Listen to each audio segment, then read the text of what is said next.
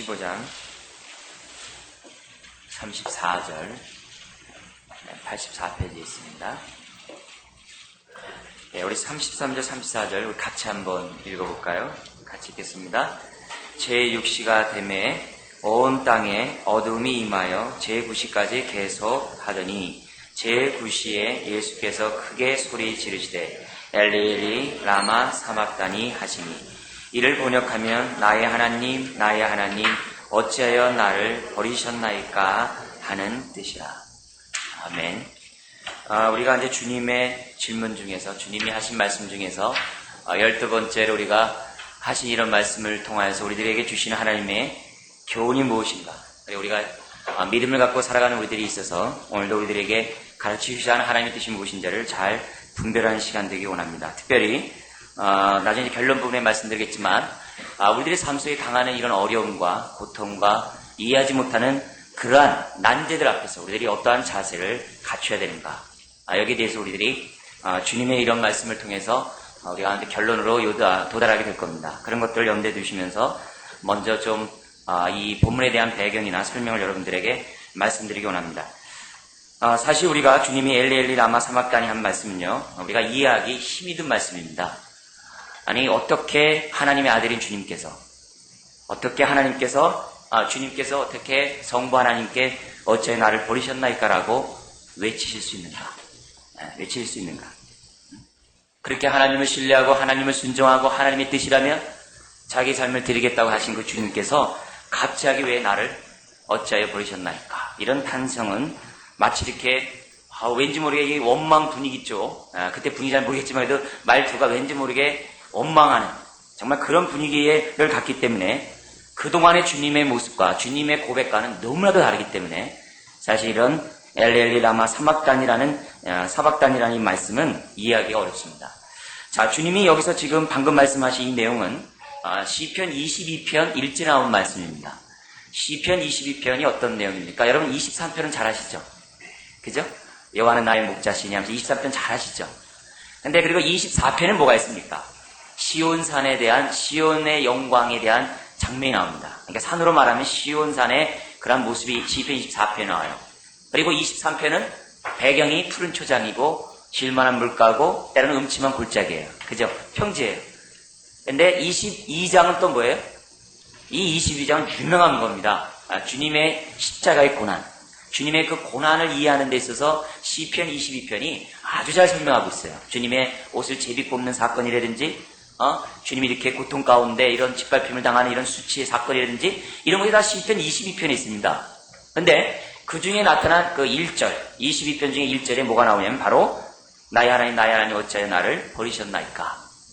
이 장면이, 이 고백이 다윗이 시편 22편 제1절에서 처음으로 외쳤던 그런 내용입니다. 그래서 다윗의 그런 수치스러움, 다윗의 그 원수가 죽이려 함, 달려들음, 이런 수없이 이해할 수 없는 그런 고통, 그런 것들에 대한 그 내용이 시편 22편 나오는데 그걸 갖다가 산으로 얘기하면 골고다산이라 그래요. 그래서 골고다산과 시온산의 양대 산 속에서 중간에 시편 23편이 바로 오늘 신약을 살아가는 우리들의 모습이다. 이렇게 이제 사람들이 많이들 얘기합니다. 어쨌거나 그 얘기가 너무 길어지고, 지금 주님이 하신 이 말씀은 다윗이 그 위급한 상황 속에서 하나님 앞에 탄식했던 그 내용을 우리 주님 뭐냐면 바로 그 다윗의 그것이 바로 나에 대해서 얘기한 것이다. 나에 대한 예언이다라는 말씀으로 시편 22편 1절을 오늘 십자가상에서 주님이 나의 하나님이라고 외쳤다는 것입니다. 아까도 말씀드렸듯이 우리 주님은 하나님과의 관계를 어떻게 갖고 우리가 어떻게 신앙생활하는지를 아주 본으로 잘 보여주신 분이에요. 그런 가운데 우리 주님이 가르치는 기도문 가운데 우리들에게 가르쳐주신 하나님에 대한 호칭이 뭐였습니까? 하늘에 계신 우리 아버지라 그랬어요. 굉장한 친밀한 얘기입니다. 굉장히 친밀한 관계를 우리 주님께서 말씀하셨고, 주님이 행하신 그 모든 것들이 친밀한 가운데 하나님과 관계 속에 있다는 얘기를 누누이 말씀하셨어요. 잠깐 말씀드리면 요한복음 14장 11절 이런 말씀이 있어요. 아버지여 내 말을 들으신 것을 감사하나이다. 아버지요. 응? 그리고 십자가에 달리시기 바로 얼마 전에 요한복음 17장 1절에도 뭐라 하냐면 아버지요 때가 이르렀나이다. 응? 심지어는 뭐냐면 마지막 겟세마네 동산에서 피땀 어린 기도를 하고 있을 때 주님이 그때 썼었던 호칭도 아버지요 만일 할만하시거든 이랬어요. 이 잔을 내게서 옮기시옵소서. 호칭이 다 뭐예요? 아버지예요. 근데 오늘 여기서 나타난 호칭은 아버지라는 호칭이 아니라 하나님이라는 호칭을 쓰고 있어요. 주님의 이런 호칭은 주님에 대한 태도가 달라졌다는 얘기입니다. 여러분 안 그러세요? 아버지하고 하는 거하고 하나님하고 하는 것이 그 태도가 다르잖아요, 벌써. 여러분들이 많은 사람 만나지만 이 어떤 사람이 자기야 하는 거하고 야 이거 하는 건 어떻게 돼요? 태도가 달라요. 근데 우리 주님이 아버지라고 끊임없이 얘기하셨던 우리 주님께서 이 본문에 와서는 유독 나의 하나님이라는 호칭으로 바꾸셨다는 거죠. 굉장히 의미심장한 말이 아닐 수 없어요. 그렇다고 해서 우리가 이 본문에 대해서 오해하지 말아야 할 것은 뭐냐면 이것으로 끝이었는가?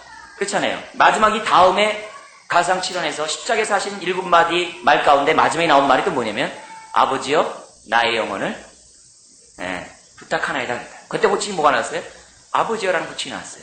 그렇다면은 주님이 우리들에게 기본적으로 전제하고 있는 것은 뭐냐면 비록 나의 하나님이라고 고백하고 있지만 하나님과의 우리의 그런 친밀한 부자 관계에 대해서는 변함이 없다는 것을 보여줘요. 그죠? 그러니까 이 본문을 보면서 그 순간에 주님과 하나님과의 관계가 완전히 단절됐다는 개념으로 호칭의 변화를 이해하기보다는 그 다음에 아버지라는 호칭이 또 나온 것을 볼 때 예수님과 하나님과의 관계는 깨어진 것은 아니었다는 사실을 우선 전제하고 이 본문을 보셔야 돼요. 그러나 그럼에도 불구하고 우리 주님이 나의 하나님 나의 하나님이라고 얘기했던 이 고백은 굉장히 의미심장한 주님의 고백이었다. 이것을 오늘 이 시간에 좀 살펴보면서 이런 고백을 통해서 우리들이 알아야 될 정말 하나님의 그런 인도하심들이 뭔가 살펴보기를 원하는 것이죠. 여러분, 예수님은 하나님의 뜻이라면 기뻐이 순종하셨어요. 기쁘게 순종하셨어요. 그죠?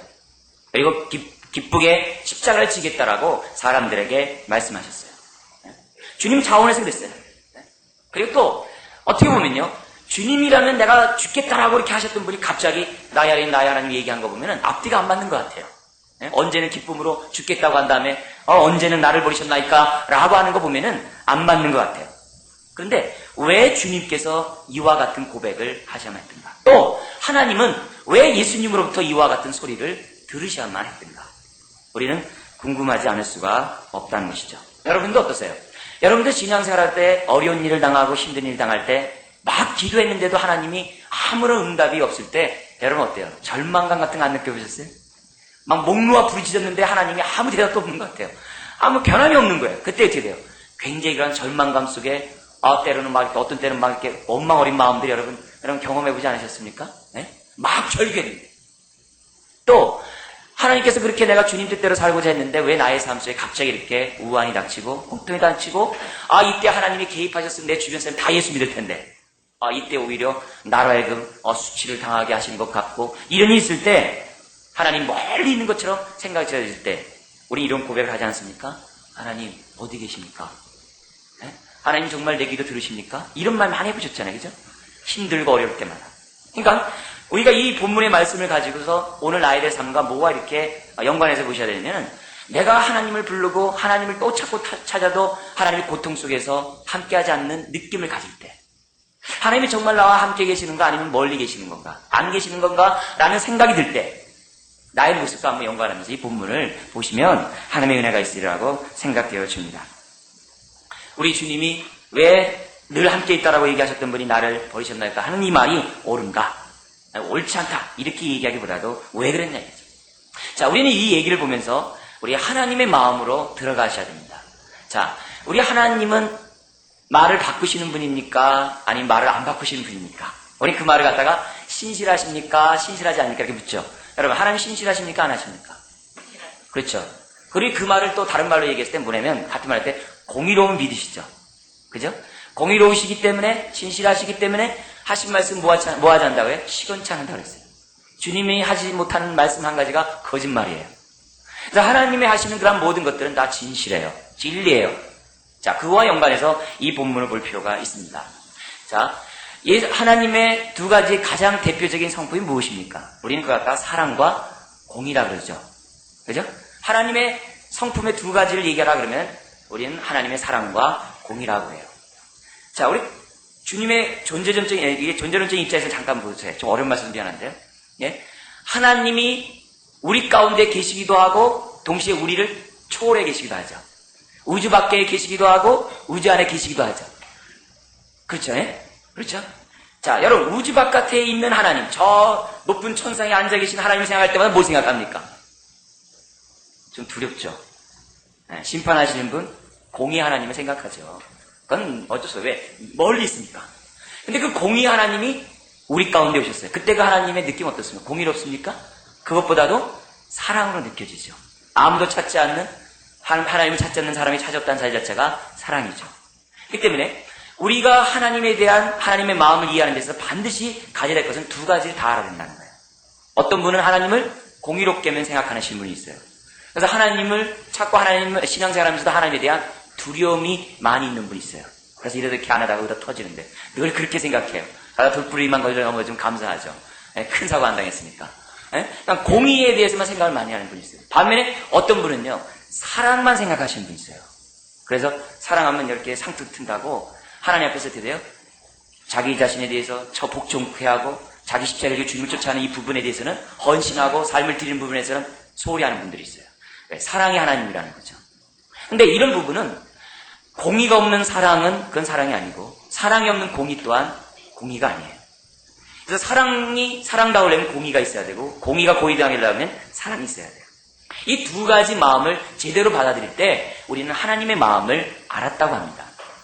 그래서 하나님은 어떤 일을 하실 때마다 항상 이 두 가지를 가지고 합니다. 공의를 베풀더라도 뭐 있는 공의를 베풀어요? 예, 사랑 있는 공의를 베풀어요. 우린 야고보서를 갖다가 긍휼 있는 심판이라고 얘기를 해요. 그러니까 사랑을 베풀더라도 어떻게 그냥 하는 게 아니라 공의 가운데 사랑을 베푸세요.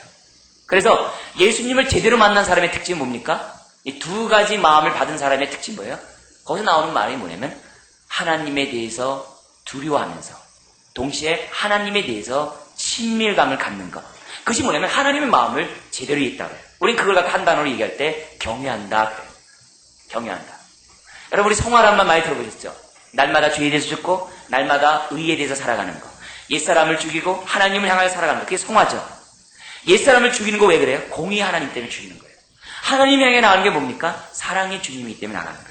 이 죽이고 나아가는 속에서 날마다 자기를 부인하고 자기 십자가를 짊어지는 것 속에서 뭐가 나옵니까? 하나님을 경외하는 게 없이 나와요. 거기에 진정한 경외함이 있어요. 그러니까 이런 의미에서 볼 때 하나님의 역사법과 마찬가지예요. 우리를 구원하는 데 있어서 구원을 이루는 데 있어서 하나님이 두 가지를 다 한다는 거예요. 그 두 가지가 뭡니까? 첫째는 인간에 대해서 사랑하고 인간 모두를 구원하고 싶어하는 마음이 있다는 거예요. 동시에 공의가 있어요. 뭐예요? 죄에 쌓았으면 뭡니까? 네, 사망이에요. 죄에 대한 반드시 공의로운 심판이 있어야 돼요. 그러면 우리가 범죄를 했어요. 범죄한 결과 우리는 어떻게 돼요? 죽어야만 해요. 그죠? 공의에 따라서 죽어야 돼요. 만약에 우리를 죽이지 않으면 어떻게 됩니까? 하나님은 공의로운 분이 안 돼요. 그럼 하나님이 하나님 될 수가 없어요. 그래서 하나님의 공의를 만족하기 위해서 어떻게 돼요? 사람은 심판해야 돼요. 사람은 죽어야 돼요. 그러나 동시에 어떻게 돼요? 사람을 구원하고자 하는 마음이 하나님의 마음이에요. 그럼 어떻게 돼요? 사랑이 그들에게 미쳐야 돼요. 이 두 가지를 충족한 사건이 뭐냐? 바로 오늘 본문에 나오는 주님의 사건이라는 거죠. 그래서 주님의 십자가의 죽으심은 하나님의 사랑을 우리에게 보이며 동시에 하나님의 공의를 만족한 사건이라고 십자가 우리에게 보여주죠. 그래서 예수님의 죽음을 대신 우리의 죄를 대신 담당한 것이라고 우리는 믿죠. 그래서 십자가 속에서 하나님의 공의를 발견하고 십자가 속에서 하나님의 사랑을 발견하는 그것. 그것이 바로 뭐냐면 십자가의 원리고 그것이 바로 신앙생활하는 사람들이 가져야 될 마음의 자세죠. 그래서 오늘도 하나님을 진정 따르는 자는 날마다 옛사람을 죽이고 날마다 새 사람을 더듬습니다. 세상을 버리고 날마다 하나님을 향해 나아갑니다. 이것이 주님을 따르고 믿는 사람들이 갖고 있는 가장 아주 기본적인 신앙의 모습이라는 것을 성경 우리들에게 보여주고 있다는 것이죠. 그런 순간에서 이 순간 무엇이 드러난 겁니까? 아버지여 아버지여라고 했을 때는 뭐가 드러난 거예요? 하나님과의 관계성이 드러난 거예요. 네? 사랑의 관계성. 동시에 여기서 나타난 부분은 뭡니까? 하나님의 공의가 확실하게 드러난 장면이라는 사실을 이 본문은 우리들에게 보여주고 있습니다. 여기서 착각하지 말아야 할 것은 뭐냐면 예수님이 어찌하여 나를 보시나까 했을 때 그것이 뭐냐면 그냥 관념적으로 공의 앞에 그냥 눈 가리고 앙하는 식으로 관념적으로 생각적으로 이렇게 고백했다고 생각해서는 안 돼요. 이때 주님이 나를 보셨다는 얘기는 실제 버림을 당한 거예요. 실제 그 고통은 죽음의 고통이란 말이에요.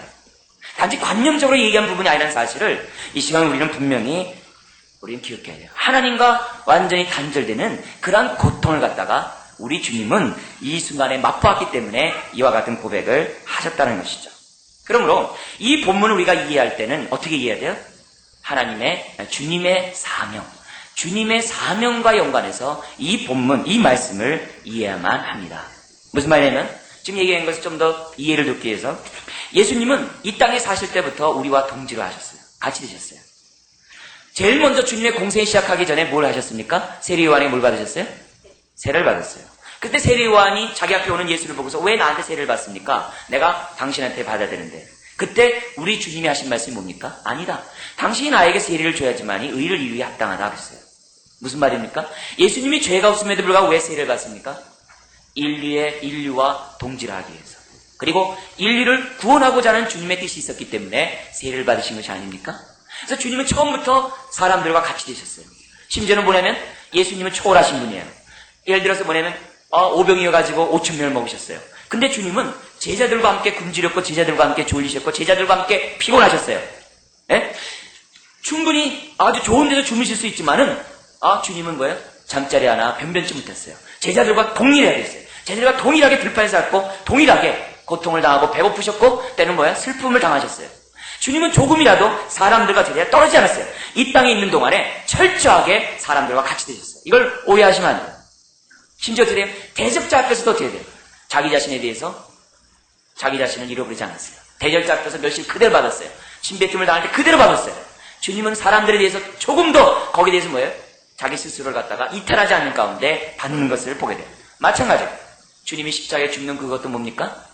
바로 우리들의 죄를 담당하고자 하는 주님의 동질화의 모습이라는 것을 성도들에게 보여주고 있다는 것입니다. 그러므로 우리가 이런 사건을 볼 때마다 주님의 죽음 속에서는 이와 같은 하나님의 사랑과 하나님의 공의가 동시에 나타난 사건이라는 사실을 우리는 기억해야만 하다는 것이죠. 자, 그렇다면은 우리가 이런 사건을 통해서 우리가 본받을 게 무엇입니까? 우리는 아브라함의 모습에서 주님의 모습을 봐야 됩니다. 아브라함이 이삭을 잡을 때 이삭이 어떻게 될 것을 믿었죠? 다시 살아날 걸 믿었죠. 그죠? 그리고 아브라함이 하나님께 드렸죠. 그 마음을 주님 앞에서 우리가 보면 됩니다. 요한복음에서는 나는 버릴 권세도 있고 다시 나는 살 권세도 있다고 하셨어요. 주님이 자기 자신을 십자가에 내던진 것은 곧 누구에게 내던진 거예요? 하나님께 내던진 겁니다.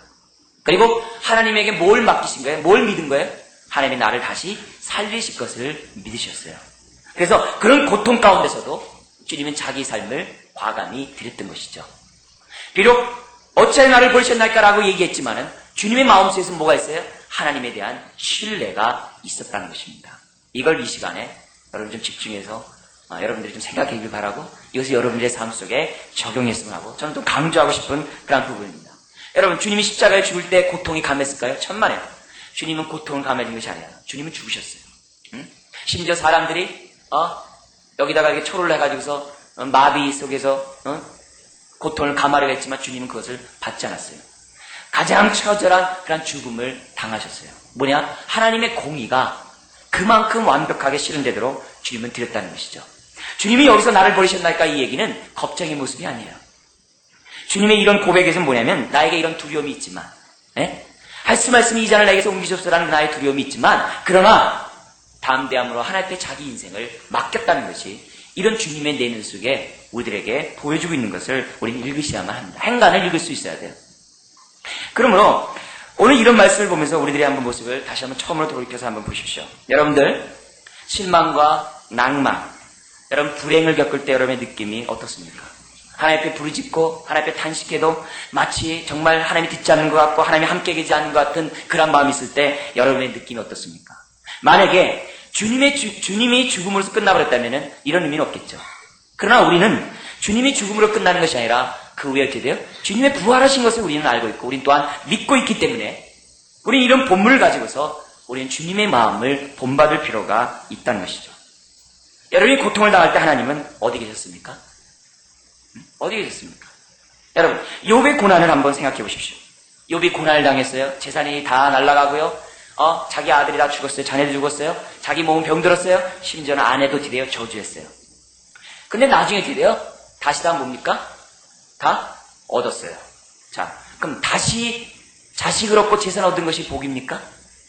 욥기서가 그걸 주기고자 그 복을 받은 인생이 그거다로 해서 욥을 쓴 것입니까? 그거 아니에요. 욥의 주된 관점은 뭐냐면은, 욥의 주된 관점은 두 가지입니다. 하나는 뭐냐면, 아무리 사단이 욥을 시험한다 할지라도 뭘 건드릴 수 없다? 하나님이 허락하신 그 생명 건드릴 수 없다는 게 첫 번째예요. 응? 우린 그걸 믿어야 돼요. 우리들의 삶이 아무리 어렵고 힘들고 공부하는 일이 많이 있다 할지라도 우리가 믿어야 될 것은 뭐냐면, 나를 건드리지 못하는 영역이 있다는 사실을 믿어야 돼요. 동시에 두 번째 있어요. 욥이 하나님의 축복을 받고 하나님의 그 당대 의인이 됐던 그러한 말을 들었던 이유는 뭐냐면, 다시 재산과 회복을 하고 자기 자녀를 많이 낳았다고 해서 그것이 아니라 욥의 고백이 있습니다. 욥의 고백이 뭡니까? 귀로만 들었던 하나님을 뭐라 그래요? 눈으로 내가 목도하였으며 라는 그 고백이에요. 그러니까 욥이 고난을 당하고 고통을 당하는 그 순간에서는 하나님이 어디 있습니까? 라고 해요. 차라리 나 나지 않았으면 좋겠다라고 얘기해요. 그러나 욥이 그런 긴 고난을 통해서 배웠던 것은 뭐냐면, 하나님께서 이런 고난을 통해서 나를 갖다 다루시고자 하는 하나님의 의도가 있다는 것을 욥이 발견하고, 욥이 그와 같은 고백, 귀로만 들었던 하나님을 눈으로 목도하였음이라고 욥이 고백했던 것을 보게 됩니다. 그렇다면은 오늘 우리 주님의 기본적인 신뢰 속에서 자기 인생을 하나님께 맡긴 것과 욥기서에 나타난 그런 욥의 일생을 통해서 우리들이 배워야 될 것은, 그렇다. 우리들의 삶 속에 지금의 모습으로 우리를 평가할 것이 아니라 나중의 모습으로 우리를 평가할 것이다. 아니, 믿음이 있다면 십자가에서 이미 모든 것들이 다 이루어졌다는 그러한 선언 속에서 오늘 우리들의 삶을 봐야 된다는 것을 성경 우리들에게 가르쳐주고 있다는 것입니다. 여러분이 고난을 당하고 힘들고 하나님이 어디 있는가라고 막 따지고 싶고 불평하고 싶은 그때 우리들이 기억해야 될 것은 바로 뭐냐면은, 너희들은 지금 주님이 정말 그런 십자가상에서까지 하나님 자기 자신을 하나님 앞에 맡기면서 하나님을 신뢰했던 그 마음이 너에게 있느냐라고 우리 주님이 본문 우리들에게 말씀하고 있다는 것이죠. 여러분들 출애굽한 다음에 이스라엘 백성들이 하나님께 찬양을 했어요. 그래서 미리암이 막 소고치고 장구치고 춤추고 하나님 앞에 경배를 했어요. 그러나 4일 길을 가자 그들이 마실 물이 없자 뭘 발견해야 됩니까? 마라의 쓴물을 발견해야 됩니다. 그들이 마라의 쓴물을 보면서 나타난 행동이 무엇이었습니까? 원망으로 나갔죠. 왜요? 왜 원망으로 나갔습니까? 그들은 하나님을 믿는다고 하면서도 그들이 보는 시각은 자기 문제에 얽매여 있었기 때문이라는 거죠. 하나님이 왜 이스라엘 백성이 마라 앞에서 불평한다는 것을 알면서도 왜 하나님은 마라의 쓴물을 갖다가 허락하셨을까? 미리 그 물을 갖다 단물로 바꿔버리면 좋았을 텐데. 제 말 무슨 말인지 아시겠어요? 아니, 광야로 가면 물이 없는 거 뻔한 사실이고, 광야에 가면 사람들이 물 없다고 탄식하고 뻔히 알면서도 왜 광야를 끌고 가냐 이게. 광야로 가면은 며칠까지 고기를 먹지 못한다고 뻔히 알면서도 왜 그런 불평을 알면도 불구하고 왜 하나님은 광야로 가셨나 이게. 무슨 말인지 아세요? 마라의 쓴물에 불평을 하기 전에 물을 갖다 단물로 만들어 놓으면 얼마나 좋겠냐 이게. 근데 하나님은 그렇게 하지 않았다는 거예요. 왜요? 그 말은 다른 것이 아니라 우리를 시험하기 위해서. 그건 템프테이션이 아니라 유혹하기 위해서 아니라 유혹은 우리를 파괴하는 겁니다. 하나님의 테스트는 우리의 뭐예요? 우리의 믿음을 강화하기 위해서 테스트하시는 거예요. 테스트의 목적은 우리를 돌이키고 우리를 돌아보고 우리가 굳건한 믿음을 갖고자 테스트하시는 거예요. 하나님은 시험하지 않으세요. 템프테이션 하지 않아요. 우리를 유혹하지 않아요. 그 대신에 어떻게 테스트는 해요. 한 테스트. 마라의 쓴물이 뭡니까? 너희가 홍해 바다가 갈라지는 걸 보고 나에게 이렇게 찬양했냐? 그래? 그렇다면 마라의 쓴물 앞에서도 찬양할 수 있느냐? 이걸 보여주는 거예요. 오늘 우리들이 예수를 믿고 신앙생활하면서 우리가 살아가는 데 있어서 조그마한 어려운 말 있으면 금방 불평을 해요. 조그마한 힘든 일이 있고 하면 어떻게 돼요? 하나님 앞에 금방 원망해버려요.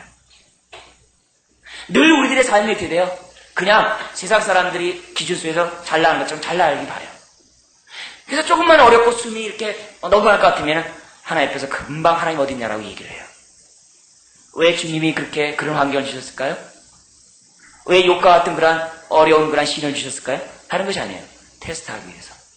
내가 정말 그런 상황 속에서도 하나님을 찬양할 수 있는가? 마라의 쓴물 앞에서도 하나님을 신뢰하고 내 삶을 의탁할 수 있는가? 아브라함의 믿음이 조상이 됐습니까? 그런 가운데서도 다시 살리실 것을 믿었기 때문에 아브라함의 믿음의 조상이 된 거 아니겠어요? 그러므로 주님이 오늘 이런 질문을 통해서 우리에게 주시는 메시지는 그거예요. 너는 하나님 어찌하여 나를 버리셨나이까라는 그런 상황 속에서도 너의 자신을 하나님 앞에 의탁할 수 있는가?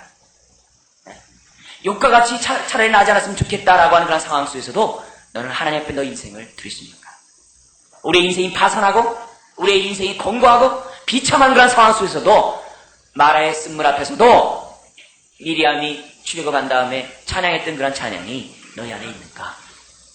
이 질문을 오늘 주님은 12번째 질문을 통해서 우리들에게 말씀하고 있다는 것입니다. 만약에 여러분들의 삶의 모습을 한번 생각해 보십시오. 하나님은 우리의 온갖 슬픔을 덜어주기 위해서 존재하지 않습니다. 우리의 많은 어려운 문제들을 그때마다 제거시켜주기 위해서 존재하시는 분이 아니에요. 하나님은 우리를 온전케 하는데 목적이 있어요. 베드로전서 1장의 내용이 뭡니까? 우리에게 당하는 고난은 잠깐이지만 너에게 주는 축복은 영원하다 그랬어요. 또 로마서에서는 뭐라고 얘기합니까? 또 고린도전서에 뭐라 합니까? 장차의 영광과 비교해 볼 때 현재의 고난 좋게 비교할 수 없다고 그래요. 하나님이 우리를 만드는 것은 온전한 인격을 만들기 원해요. 똑같은 탄소인데 압력에 따라서 석탄이 되고 다이아몬드가 되잖아요. 그죠?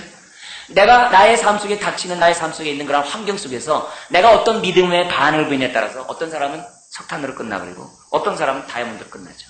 어떤 사람은 정금같이 되어서 나오고 어떤 사람은 그냥 석탄 되어서 나오죠. 네?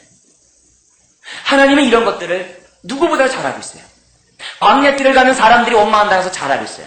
그럼에도 불구하고 하나님이 우리를 요구하는 것은 뭐냐면 그런 상황 속에서 너는 하나님을 철저히 신뢰하십니까?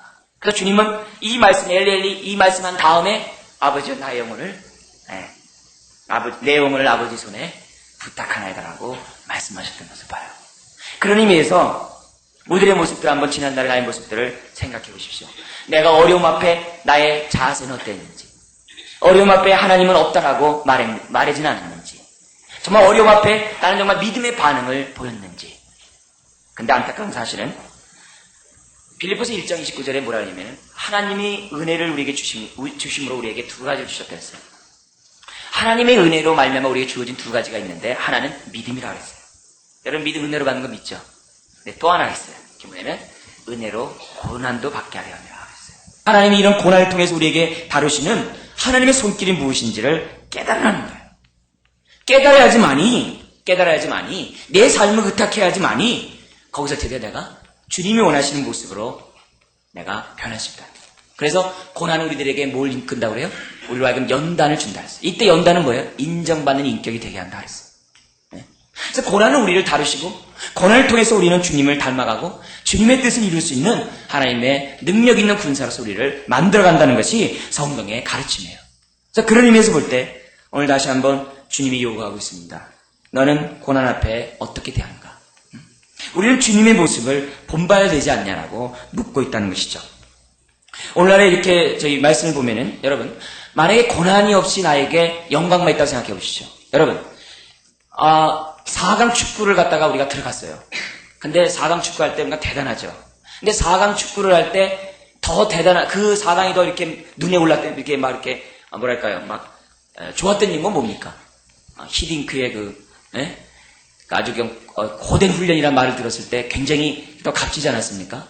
축구 선수들이 얼마나 왔다 갔다 하면서 140번씩 막 뛴다고 그러는데 그거 못한 거 아닙니까? 그런 걸 견뎌냈기 때문에 4강에 있는 거 아니에요? 뭐예요? 그런 고난이 있기 때문에, 그런 고통이 있었기 때문에 그들이 얻는 영광 그만큼 값진 것이죠. 마찬가지예요. 우리들의 삶 속에 하나님께서는 이와 같은 고통과 이와 같은 어려움 없이 천국의 영광을 맛보는 것이 어찌 가능해. 그래서 데살로니가 전서에서 뭐라 하냐면은 하나님은 공의 하나님이라 그래요. 그러면서 뭐냐면 이 땅에서 고난도 받지 않고 하나님의 영광 받는 것이 그게 공평하냐 그래요. 주님의 말씀이에요. 하나님은 공의 하나님인데 이 땅에서도 잘 살고 주님 나라에서 잘 살면 어떻게 되냐 이래요.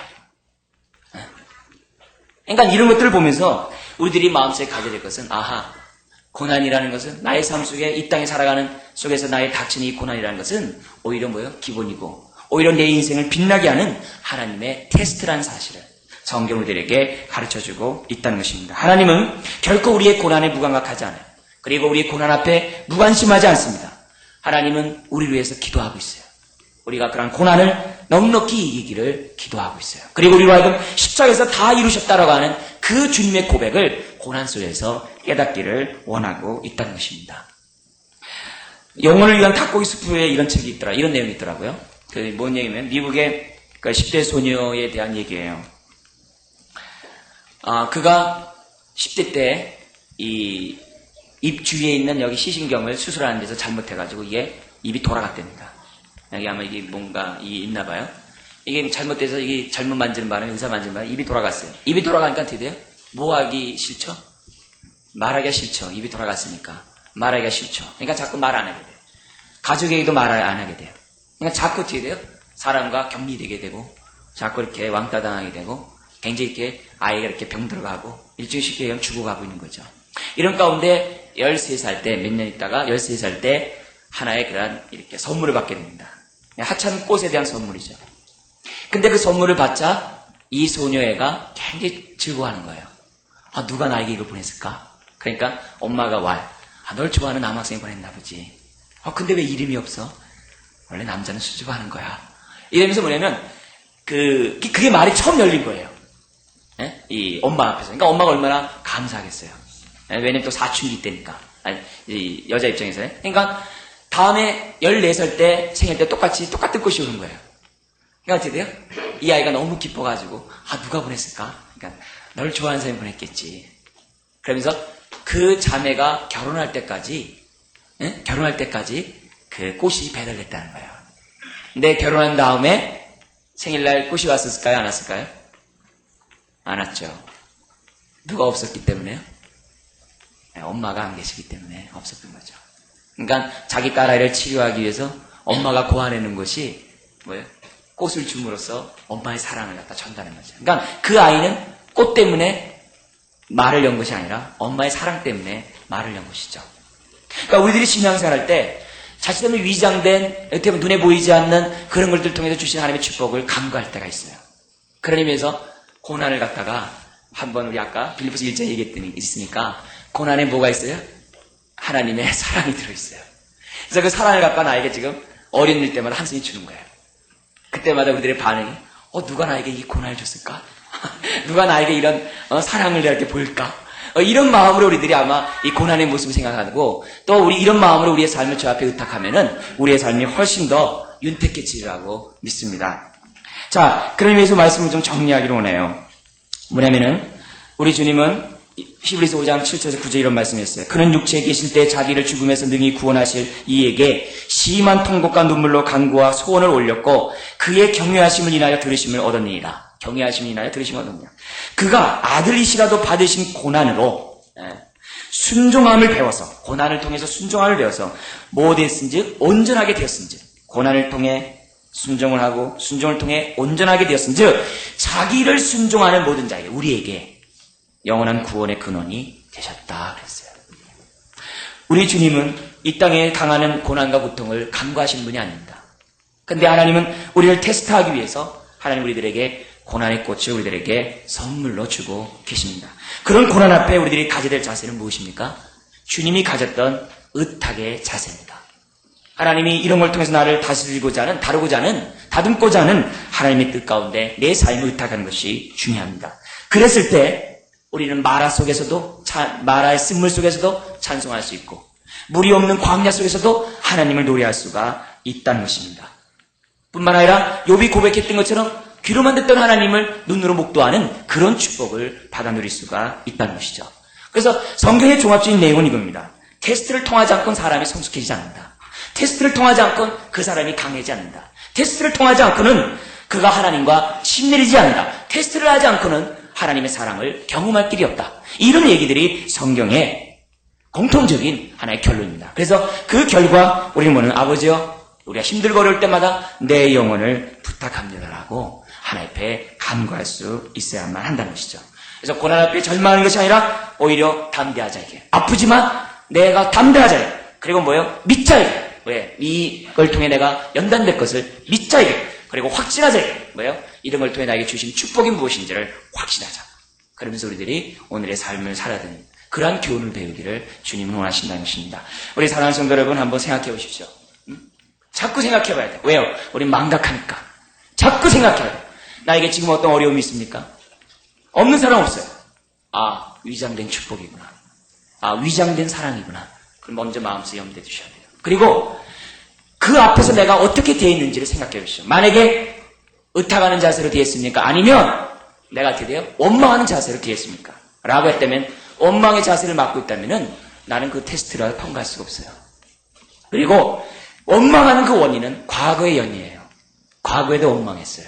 그렇기 때문에 과거의 모습에서부터 지금의 나의 자세까지 하나의 때에 용서를 구하는 마음의 자세를 갖는 것이 중요합니다. 그리고 우리의 삶을 온전히 의탁하는 가운데 욕과 같은 고백을 하기를 주님에 부탁드립니다. 네, 기도하겠습니다. 아버지 하나님, 더 큰 축복을 우리가 받기로 원하지만 우리는 고난을 거절하는 것을 보게 됩니다. 하나님을 직접 보기로 원하지만 고난을 싫어합니다. 단맛을 맛보기 원하지만 고통의 쓴맛은 거절합니다. 하나님 우리를 연단하기를 원하고 우리를 강한 자로 만들기 원하지만 우리는 하나님 앞에 우리의 인생을 드리지 않습니다. 아버지 하나님, 오늘 나의 모습은 어떠합니까? 주님, 정말 주님과 같이 온전한 고난 속에서 순종함을 나는 배우고 있습니까? 아버지 하나님, 맞으면 아프고 찔림은 정말 고통스러운 것이 현실입니다. 그러나 그럼에도 불구하고 주님이 가지셨던 그러한 자세를 본받기 원합니다. 믿음의 선배들이, 히브리서 11장에 나타난 믿음의 선진들이 가졌던 그러한 자세들을 우리가 본받기 원합니다. 그래서 오히려 고난 앞에 인상을 쓰는 것이 아니라 고난 앞에 하나님의 평강을 누릴 수 있는 우리가 되기를 원합니다. 아버지 하나님, 로마서 5장에 고난이 끝난 다음에 기뻐하는 것이 아니라 고난 중에 기뻐한다고 했습니다. 우리가 이런 안목을 갖기를 원합니다. 주님, 오늘 나의 현실 속에 나는 기뻐할 수 있습니까? 주님은 기뻐하라고 명령하셨는데 나는 순종하고 있습니까? 주님, 오늘도 우리를 사랑하시는 주님의 은혜에 감사함을 드립니다. 우리를 성숙시키고 우리를 연단시키고 우리가 더욱더 친밀한 교제와 하나님의 사랑을 경험케 하시기 위하여 오늘도 우리를 다루시는 주님의 은혜에 인하여 감사함을 드립니다. 고난을 소극적으로 수동적으로 대하는 것이 아니라 적극적으로 대처할 수 있는 우리가 될 수 있도록 주님 도와주옵소서. 어렵다고 피하려고 하지 말고, 어렵다고 울지 말고, 어렵다고 짜증내지 말고, 어려울수록 하나님의 위장된 축복을 볼 수 있는 눈을 달라고 기도하는 우리가 될 수 있도록 주님 도와주시옵소서. 아버지, 그래서 우리의 인생을 주님 앞에 온전히 맡기는 모든 사람들이 다 될 수 있도록 하나님 축복하여 주옵소서. 믿사오며 예수님의 이름으로 기도드리옵나이다. 아멘.